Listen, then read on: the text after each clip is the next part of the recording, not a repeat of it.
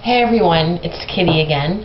This is day 2 of the Bipolar Diaries, January 13th, 2011.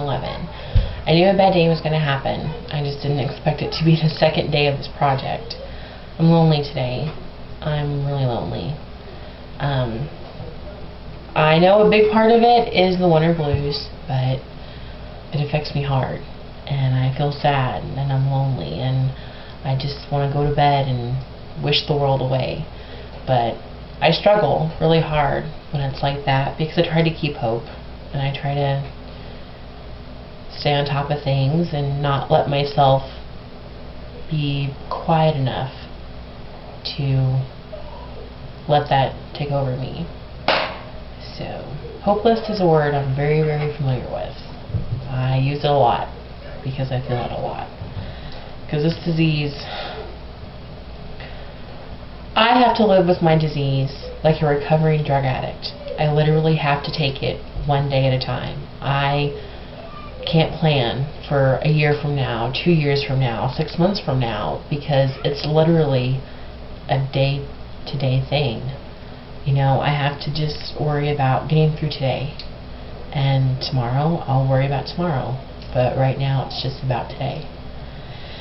So I'm doing alright. I mean, it's not the best day, and it's by far not the worst, but it's lonely. It's a lonely disease, and as much as my wonderful friends and family try to understand, they never will.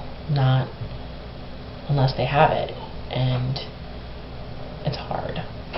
But it's nobody's fault. That's the biggest thing that people don't realize, and I think that my family and my friends don't realize. It's nobody's fault. It's literally a chemical imbalance. It can possibly be hereditary. There's so many theories on it.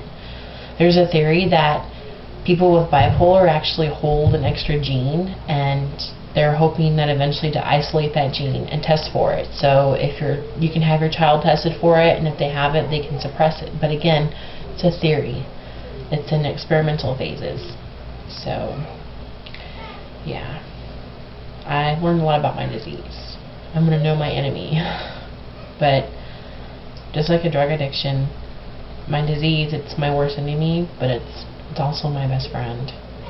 When you're manicky, you can write, you can sing, you cannot give a crap what the world thinks of you, and you feel on top of the world. You can be up for 3 days straight and be happy, and nothing's impossible. But then when you're down, everything is impossible. But the medication I'm on, it helps me to keep from being manicky, and it keeps me from getting really, really down. I have my good days and my bad days just like everybody else. I just have to be really careful when I have my bad days to keep myself in check, to keep myself aware of what's going on. So, yeah, other than that, not much going on. I tried to keep busy, cleaned my house, didn't go anywhere because I'm not dressed. But I'm really proud of myself for this project. It's hard, it's vulnerable, it's nerve-wracking, it's exciting, and it's sad because I'm opening myself up to a world of strangers. Whether you know me in person or not, a lot of people don't know this side of me. And so I've had a few hits so far. I'm excited. So like I said, this is day 2, 363 days to go. We'll see you tomorrow.